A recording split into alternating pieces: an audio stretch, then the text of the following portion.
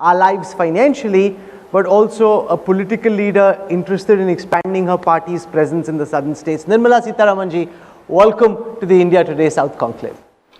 Namaskar Rahul, Vanakkam.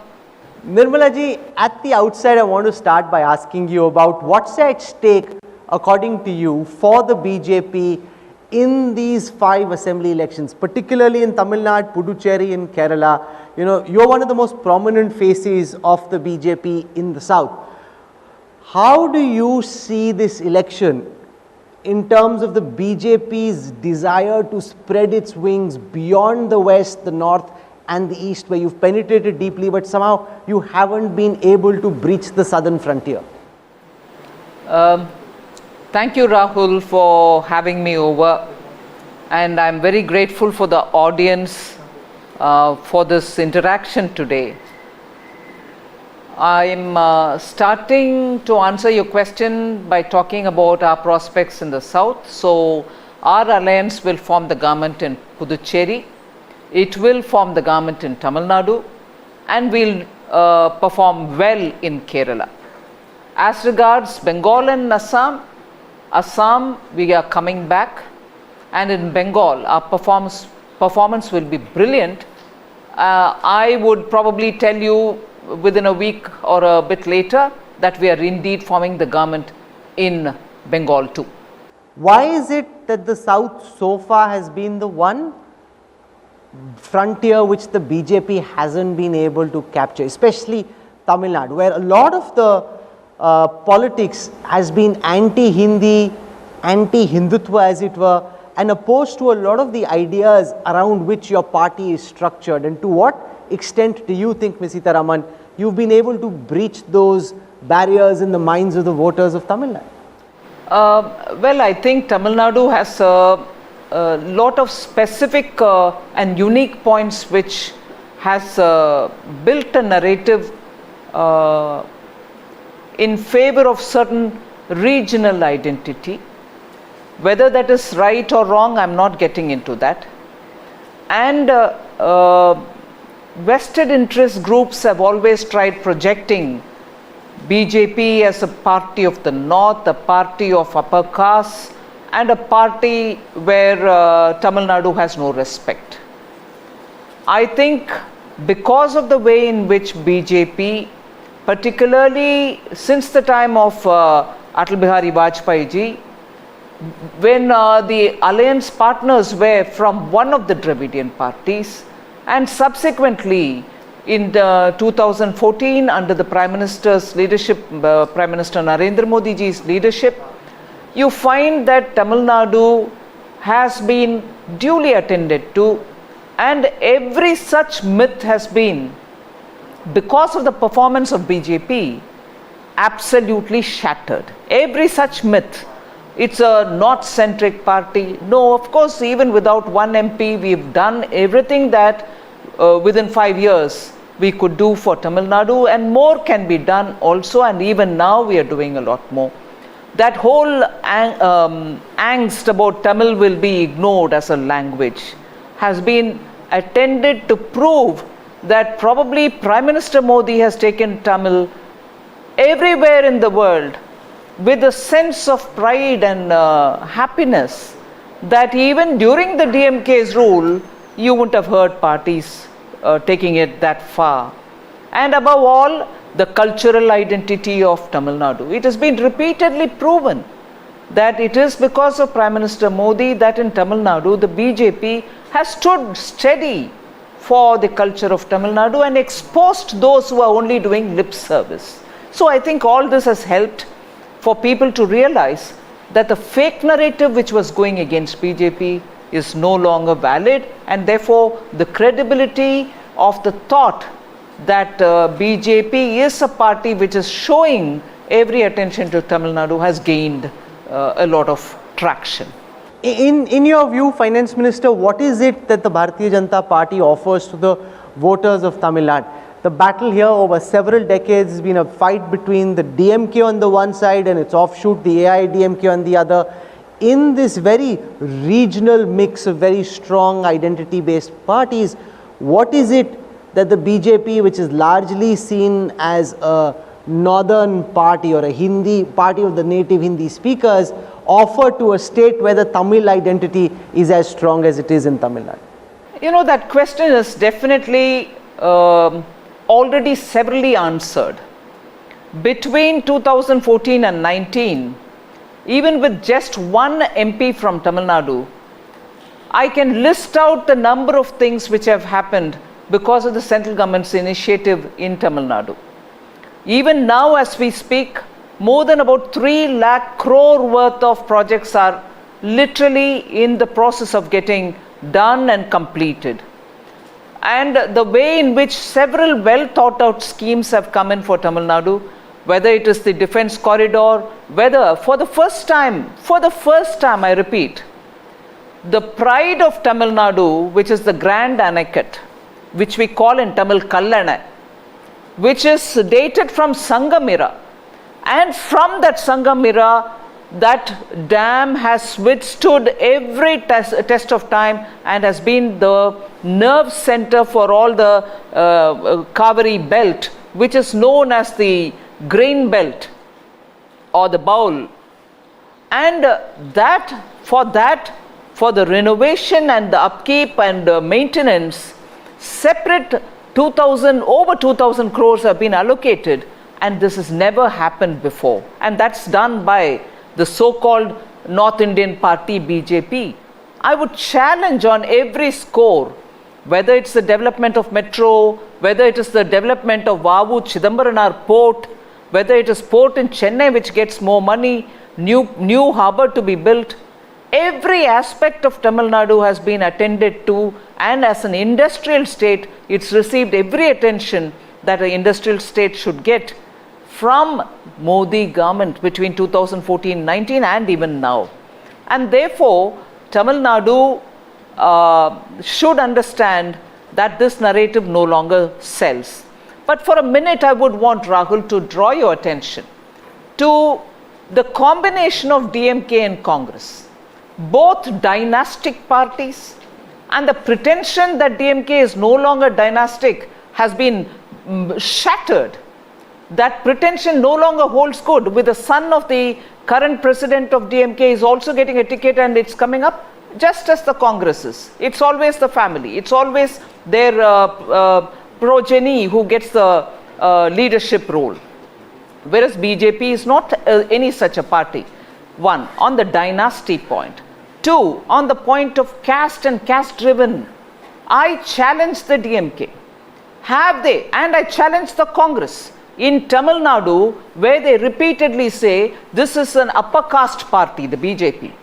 I want to highlight and ask them, have they ever appointed anybody from the scheduled caste as their, or BC or OBC as you say in the north, as their leader?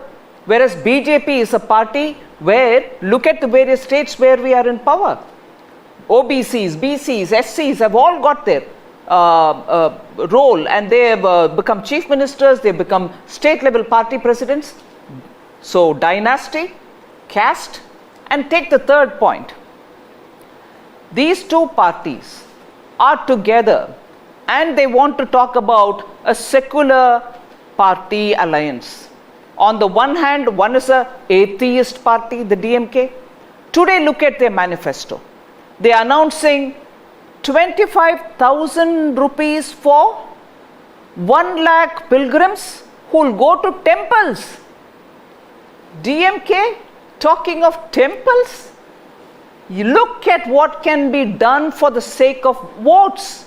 You have been running Tamil Nadu saying atheism is the best. Anyone who goes to temple has got to be treated this way, that way. What in Tamil they say, Mooda Nambike, enna Mooda Nambike, Kovilukku poitrukanga. That was the Tamil Nadu DMK. Today, you want 1,000 crores to be given in your manifesto for temple preservation. You want to give 25,000 for about 1 lakh pilgrims who will go to Hindu temples. The magic of vote, Rahul, can turn a party which has spit all through against Hindus, against believers, Today they want to ask vote in the name of religion, but they call us a North Indian party, a party of Hindutva. We don't practice any such a thing. We respect all religions and we don't believe in appeasement. And what is the other party? The Congress, which is in alliance with them. They are in alliance with Congress in one place. They are not in, Congress is in alliance with Muslim League and the Communist in one place. And in some other state, they fight against them. Look at the hypocrisy of the partners. And two hypocrite partners have come together. They think they want to fool the Tamil public. I honestly want to appeal to public of Tamil Nadu, people of Tamil Nadu, who are very cultured people. They value their culture, their language. Look at the way we are being told things suddenly, which is very different from what was earlier heard from a party which never cared for Tamil culture. This was the party. I'll remind the audience, the learned audience who are before me. Who brought Jallikattu out of Tamil Nadu's culture? How did Jallikattu get to being violence against animals? So no, don't practice Jallikattu. It was the DMK when it was in power. They don't talk about it now. And who got it back for Tamil Nadu? Prime Minister Modi. So please, that one example is enough to say what a hypocrisy has been governing DMK and the Congress party. It was the Congress party's Animal Welfare Board list which put all the Jallikattu bulls into animals which have to be protected. So a long answer for your question, Rahul, but that is the hypocrisy which we'll have to call out. Ma'am, you spoke of the industrialization of Tamil Nadu. A state which used to be at the forefront of attracting investment is now losing out to rivals like Maharashtra, Gujarat, to some extent Andhra Pradesh, Karnataka. What is your party's roadmap for industrialization? Where do you think previous governments have fallen short? If you had an opportunity this time along with the AIDMK to form a government in Tamil Nadu, how would you go about the task of industrializing this state which is already more industrialized than the national average? Yes, Tamil Nadu has always had this culture of being driven towards and driven by entrepreneurs. It has a great culture of wanting to do their own business and also becoming industry leaders, small, big, medium, and so on. In between, of course, there has been a bit of a less of speed, if I may say so. I can even point a few reasons for it. Probably it was the illness of former Chief Minister, Madam Jayalalitha, and during that time there was a bit of a, less of a direction and leadership, but which has been probably more than enough made up in the last 1 or 1.5 years. Now there is a lot of momentum for industry back again in Tamil Nadu, and I'm very happy for that. That momentum should not be lost. So already the laying of the defense corridor, bringing in more investment, for instance, navally, that thermal unit which used to depend on lignite. Today, Prime Minister Modi has given 1,000 megawatt additional capacity to be brought in, and also to use that space for solar energy. So that is one thing. Second, we have also stretched a lot of corridors, and also the Salem, Chennai, Bengaluru, Chennai, the corridors and the roads which are being, national highways which are being built. I think all this will lay a lot of emphasis, and also the point that many of the units under defense acquisition, where there is a policy drive for procuring many of the India manufactured under Atmanirbhar Bharat, India manufactured components for defense are all majorly being produced in that belt between Hosur, Coimbatore, Tiruchi and Chennai. Now all of them will be honestly benefiting from that defense procurement policy, which I'm happy is actually actively being promoted. So there is enough and more reason to understand why Tamil Nadu's industry. So Rahul, your question, as to whether we have a plan. We have shown the plan and we will continue to work on the plan even as we go looking forward. Ma'am, how do you respond to the criticism that it is the central government and the BJP that has been pulling the strings behind the scenes in the local politics of Tamil Nadu? Because that's something that the locals here have a lot of opposition to. This was said, for example, in the case of Sasikala stepping away, not being actively present in this election. There is this sense that the DMK tries to convey that behind the scenes, it is the Bharatiya Janata Party that has turned the OPS EPS combine into an extension of their party, and they're getting them to dance to the BJP's tunes. How do you respond to this perception? It's very amusing, Rahul. A state party which has been elected to power, of course, unfortunately, lost its prime leader, and then the party's other leaders have taken up the party and they are running the government. A party which is DMK, which was completely bounded by the UPA's coalition dharma, worked only to improve its own through the 2G and very many other scams, and they did not bother about the state. Now they have the cheek, if I may use that word, to say no, BJP is running. Is Tamil Nadu getting its due or not? Is Tamil Nadu's industry being attended to or not? Is Tamil Nadu's roads, national highways, ports being built or not? Are Tamil Nadu's industries getting the attention under the PLI or not? Are more industries being sent and also being received in Tamil Nadu or not? Do you want to talk about these? Or are you interested in only metaphorically saying, oh, this one is being guided by them, there is a puppet here? What a shame to talk about an elected government in this language. Were they a puppet in the UPA dispensation between 2006 and 11, when there was outrageous lawlessness, Gunda Raj, when there's absolutely violence everywhere, power cuts for 12 hours?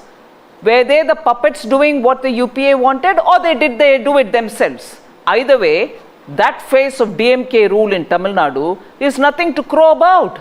So, if you think if all these benefits which are happening in Tamil Nadu now is happening because the BJP is pulling the strings, is it happen? I don't say we are pulling the strings, but look at what public good is happening with that government there.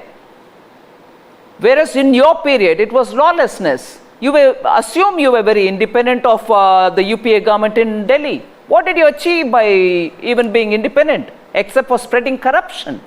So these kind of a lame, dramatic, picturization is only to cover up their total failure. Ma'am, in this election, one of the issues the opposition is chasing you with and is pinching the people, not just in Tamil Nadu, Kerala, Puducherry, but also in Bengal, Assam, and nationally, Delhi, Mumbai, everywhere, is the issue of rising fuel prices. Now, over the last few days, prices haven't gone up, presumably because the companies are under pressure that not to increase prices during an election season. But how do you view the fact that Brent crude prices are going up, OPEC is cutting production, India is one of the world's largest importers of crude oil, is feeling the pressure, and it's now reaching a point where people are having to pay, it's like petrol's hitting a century, diesel is on its way to hitting a century. How long will this go on for? How do you view your challenges? Do you have any good news or relief that you can offer to people who are listening to you here? Rahul, you know very well, good or any news I'm not expected to say during model code of conduct. And in any case, I've spoken about this oil issue and I have very clearly said now it is a stage where we have to talk about it, both center and state. And why do I say that? It's all right, very well to say, oh, center collects more than the states. Even if you assume for a minute that that is true, everything that the center collects, and you know very well, at least 42% of that goes to the states themselves. So I may collect 100 rupees, still 42 goes to the states even from that. So to point out saying center collects more, state collect less, eventually Work has to happen at the state level, whether it is the fuel cess or anything else, or the excise that I collect under the GST, also the GST tax that I collect, everything gets a 42% devolution to the states. So this moral thing of center collects more, so it has to cut more, or it has to cut first, all that should be not a considered debate. However, the issue is something where I think all in a federal structure will have to think how best we can handle it. It is a commodity which comes completely imported. We don't have oil in this country. So we are one of the world's biggest consumers of this imported product. We'll have to have a very considered and well thought out debate, both center and state, because end of the day consumers should get some respite. No, but do you have an active timeline on how to achieve this, Ms. Sitharaman? Because why I'm pressing it is because people are feeling the pinch where it's reaching a point where it's becoming very difficult for families to manage, and therefore while directionally you are saying you want to find relief, can you give us some kind of a roadmap about how soon this will happen? Also on the issue of taking petroleum products into the GST, how much of a concerted effort is being made to try and make it happen? Do you see it happen? How soon and when do you see fuel prices actually come down? Because people feel, is the government taxing the middle class too much? Is the government taking middle class India, that's been such a big votary of the BJP and fans of the Prime Minister, for granted? No, Rahul, I want to very clearly put before you, on the middle class, the government taking it for a ride, all that is not right. Now, you're a very senior journalist. I don't want you also to repeat, oh, the middle class. It's a spectrum. What constitutes a middle class is a spectrum. So I can keep telling you, on this strand what have I done, on that strand what have I done, still you will tell me, no, the middle class is not being attended to. I remember, and this one example I will give before going further. I remember in between July and December, a lot of people kept saying, many of the housing projects have been left without completion. People who had taken home loans are all sitting and paying the EMIs and also paying rent, but the possession of their flats have not come into their hands, and therefore they said, what is the government doing about it? I'm happy to say that we launched a single window system through which the projects, incomplete projects, which are RERA approved projects, were all taken up, and one by one we've been giving them support. And today, I know I'm talking at a time when election is on, today many of these projects have been completed, and the middle class are getting possession of the flats for which some of them have been waiting for 8 years, 5 years, 4 years, and so on. So that is one of the things I want to highlight. But of course, beyond this, I may not be able to say. Then they will say, oh, you're talking during model code of conduct. But again, on the issue of GST taking up petroleum issues, I will have to go to the council, and then the council will have to deliberate, and only then can we take a call. Now, the union budget that you presented recently came in for much appreciation, and one of the reasons why there was so little criticism and so much appreciation is that it signaled the government's desire to turn rightwards when it comes to economics. The desire to sell government-owned companies, actually use the word privatization, not shy away from biting the bullet. Now, many people would have thought that this is what Prime Minister Modi would do when he came to power in 2014. It's taken about 6 years to get there. So explain why you think it's taken so much time. How serious is the government in pushing through? Because, for example, on the farm laws which your government introduced, there's been a big political backlash, and presumably when you try and disinvest some of the government concerns which are now listed for privatization, there will be a backlash then as well. How committed are you to taking the political backlash but doing what is in the long-term national interest? First of all, moving right, moving left, I'm not going to get into that categorization. What we have done and what has been steadily done between 14 and 19 and continued even now is to convey this message that we trust Indian citizens, we trust our business, we have faith in them, and therefore we want to give them maximum opportunities. And if opportunity means that ease of doing business will have to be undertaken, laws will have to be primed, and many of the laws which were outdated will have to be removed, and further looking at how the states can also take that agenda forward. All this happened between 2014 and 19.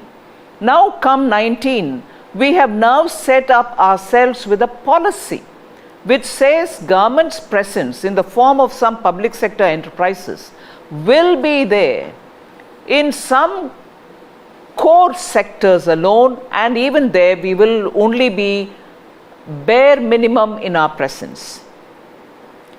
And in these areas, in the core areas, and also in every other area, private sector will be absolutely welcome, and they will be playing their full role, for which the government will be a facilitator rather than a strict regulator. That's exactly what we have said. Now, having done the earlier steps which are necessary to reach this level, so there was never a dilution in our belief or approach that Indian entrepreneurs will have to be trusted, our faith will have to be in them.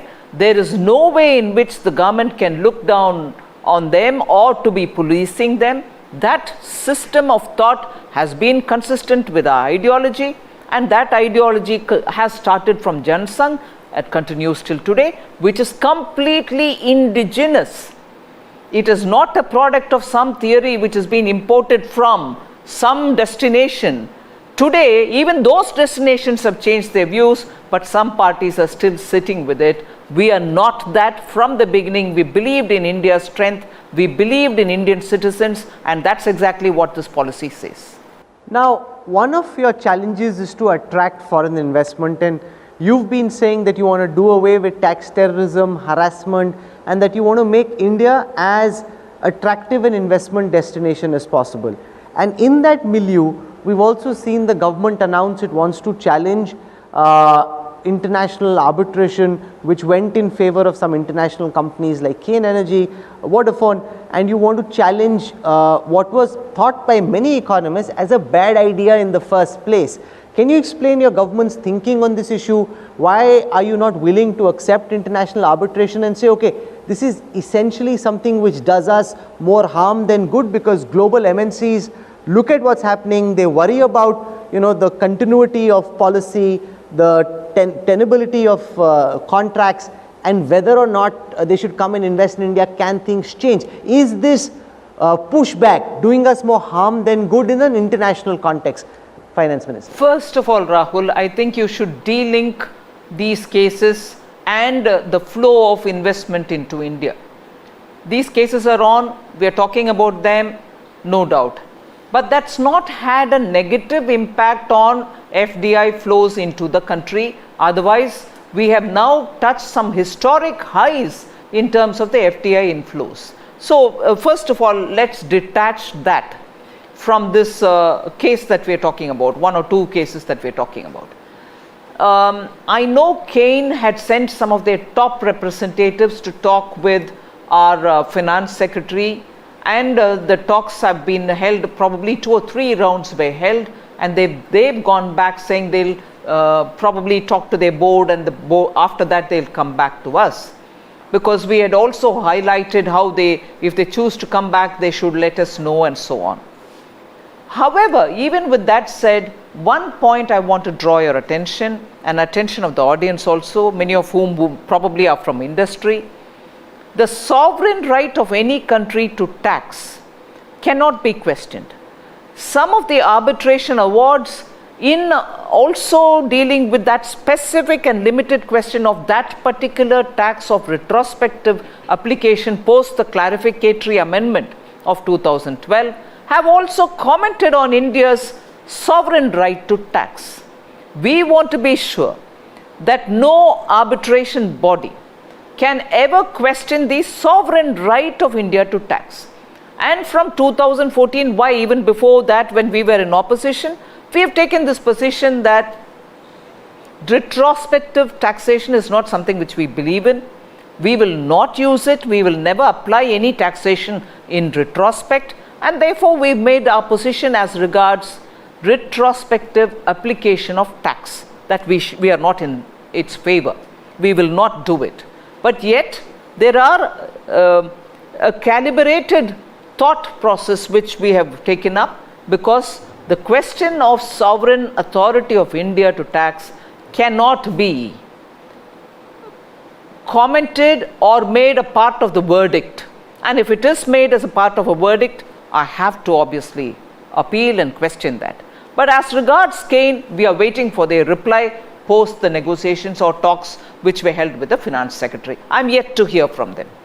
We've heard from the Finance Ministry, we've heard from the Reserve Bank of India on their views on cryptocurrencies and having a law which allows for global acceptance of global cryptocurrencies, or an Indian version of a cryptocurrency. How do you personally, as Finance Minister, view this debate? Do you think we're heading into a zone where it's almost inevitable that governments will have to come around to the realization that cryptocurrencies are here to stay? How do you view this outside of what we've already heard from the RBI? How's the Finance Minister viewing this entire debate around cryptocurrencies? A cabinet note is getting prepared. It's almost nearing completion, and then it will be taken to the cabinet, of course. And I have said my view on this, saying the Supreme Court had commented on this cryptocurrency. Whilst we are very clear that the Reserve Bank may take a call on an official cryptocurrency or anything of that kind, but from our side, we are very clear that we are not shutting all options off. We will allow a certain amount of a window for people to use, so that experiments in the blockchain, the Bitcoin, or whatever you may want to call it, the cryptocurrency experiments and fintech which depend on such experiments will have that window available for them. We are not going to shut it off all. But yet what kind of a formulation, even for a crypto, will have to be the content of the cabinet note, which will get ready soon. How excited are you about the prospects of blockchain technology and its application in reimagining how we govern India, and how, for example, land records are taken care of, financial records are maintained? How excited are you about the application of blockchain, and how much are you pushing it? How do you see that play out? It's a big area, and I think India has a lead advantage. A lot of Indian fintech companies have already made a lot of progress in it. We've had several presentations given to us. Many works are already at the state levels, in some states happening. And we want to take it up in a big way in IFSC too, the GIFT City in Gandhinagar too. We have given a lot of opportunities for such fintech companies to come and essentially be present there and take it up there. We are also planning to have a startup meet essentially on fintech in Gandhinagar, in the GIFT City. Once the parliament is over, I'll probably spend more time planning and executing that. We are absolutely on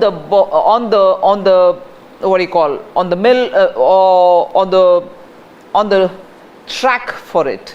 So I don't want to keep saying I'm doing this or that, but on fintech, on blockchain, there's a lot of work going on in India, and we will certainly encourage them. The military hostility between India and China has impacted the economic relations between our two countries. China was increasingly becoming one of the key sources of foreign investment into some of our young startups. Now there have been reports that because the armies have pulled back from the northern and southern banks of Pangong, that the government is re-evaluating Chinese investments into India. A lot of the projects for which approvals had been sought are now being looked at closely. Do you think a military thaw and de-escalation will clear the doors for Chinese investments, or do you still view Chinese investments with a lot of suspicion? Well, I don't think we did anything to say this Chinese, that Chinese, or only because it's Chinese. None of that. There was a clear policy worked out about investments from neighboring countries or with land border countries, and on that a lot of established protocols were in place, and that is the one which is in operation even today. It was so earlier meaning between 2019, late 19 and 20, and it continues. So we look at it only from that point of view. We have not picked up on any one country and said no, not this country but some other country. We have not taken a country based approach. One of the biggest decisions your government needs to make, and a decision which will impact millions of lives across the country, is the decision about the 5G tech backbone.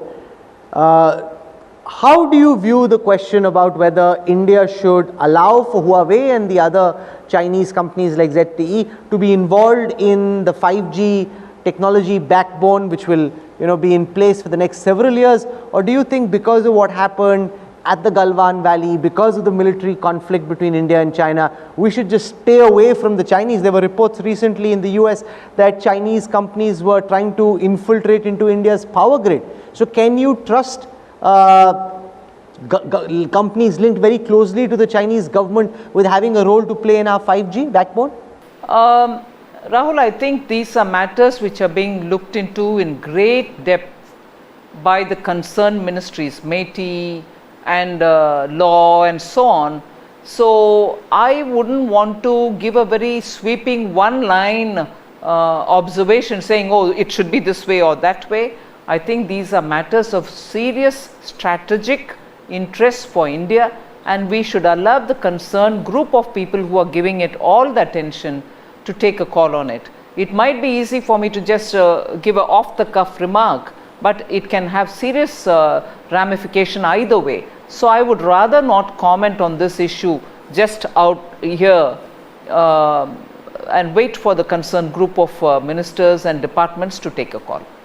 One of your big thrust areas has been to offer production linked incentives or PLIs in key sectors of the economy in a bid to encourage manufacturing to move to India, move away from China and other countries, and actually make India a prime global investment destination. How do you compare your notion when you introduced this idea with how it's been received world over? Are you seeing huge excitement? Do you think this can be a game changer? This can actually help achieve the idea of an Atmanirbhar Bharat? Or do you think, while there's a lot of buzz, how much of it will translate into actual investment on the ground? No, actually I think it is already showing clear translation into the ground. There's just a lot of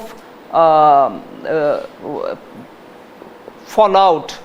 You can see events taking place on the ground. A lot of industry have come enthusiastically and set up production. Some of them have commenced and some lots have already gone for exports. So the PLI scheme, I'm glad to say, is one of those schemes of Government of India which has shown quick, immediate and complete result, and the result is there for everybody to see.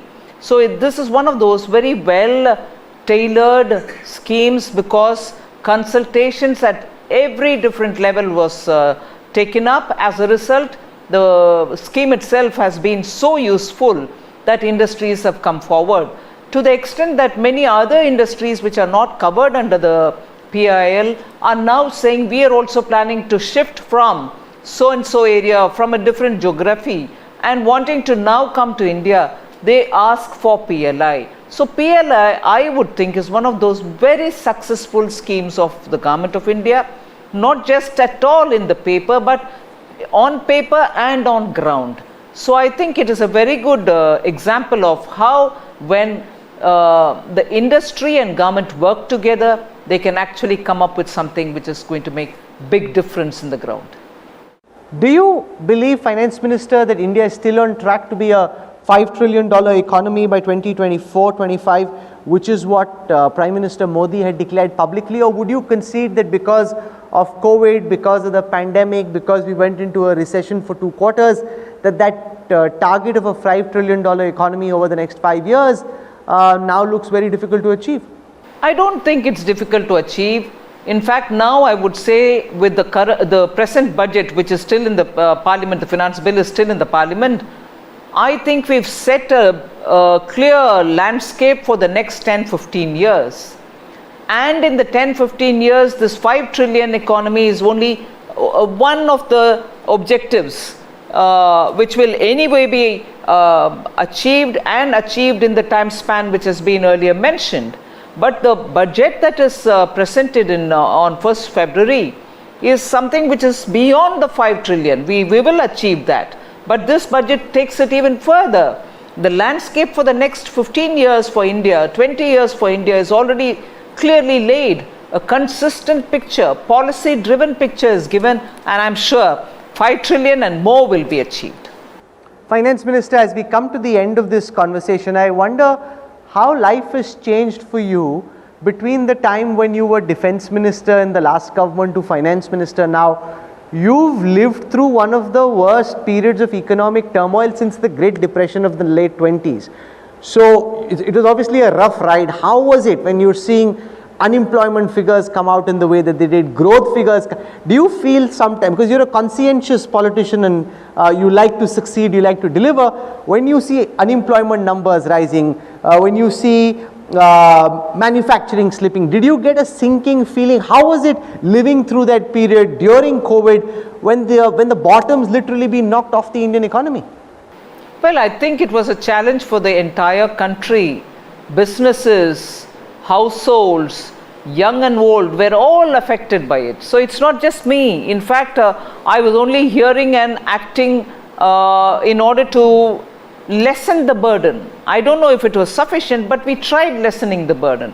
And therefore, at that time, what constantly stood out for me was the way in which people were responding, with the way in which people were telling the government, would you do this, would you do that? And we tried as much as possible keep responding to those calls.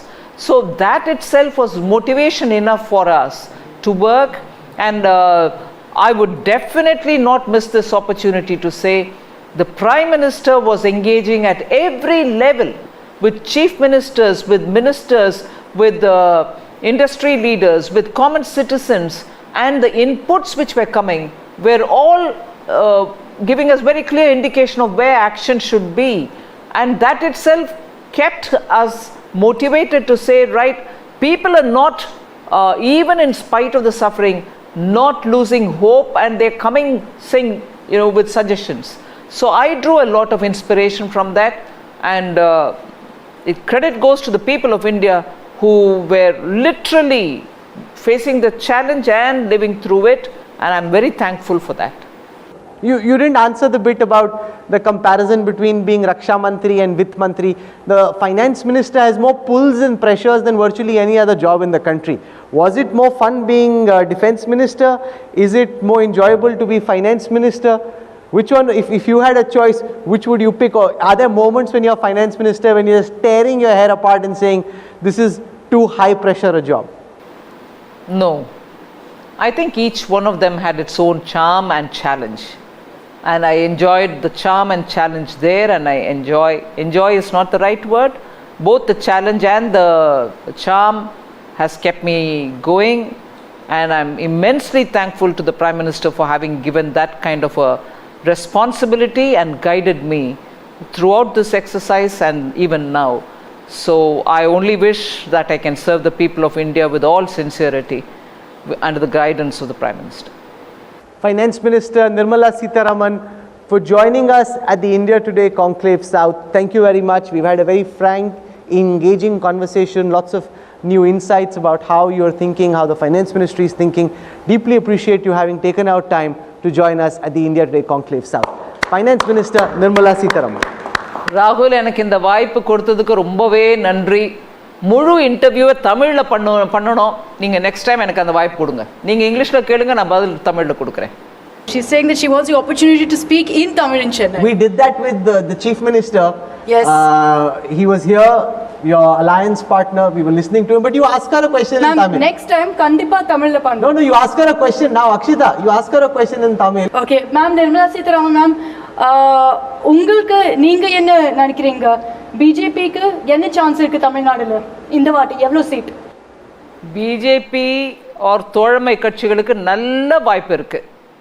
மக்கள் வெளியில வந்து நல்லபடியா அந்த சமயத்துக்கு ஓட்டு அடிச்சாங்கன்னா பிரதமர் ஐயா பண்ற நல்ல ஒரு மக்கள் ஆதரவு உடன் அவர் செய்யக்கூடிய அந்த சேவை தமிழ்நாட்டுக்கும் கிடைக்கிற அளவுக்கு எங்க தோழமை கட்சியோட எங்களுக்கு ஒரு வாய்ப்பு அளிக்கணும் நான் வேண்டி கேட்டுக்கிறேன் தமிழக ஓட்டர் அனைவரையும்.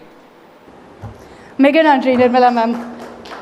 Round of applause please. தமிழ்நாட்டுக்கு நல்ல வாய்ப்பு கொடுக்கறதுக்கான வாய்ப்பு இருக்கு. Sorry, thank you so much. So she's saying good chance for the BJP. She believes they will do very, very well in the state of Tamil Nadu. She's also put out an appeal to all the voters saying choose the BJP this time.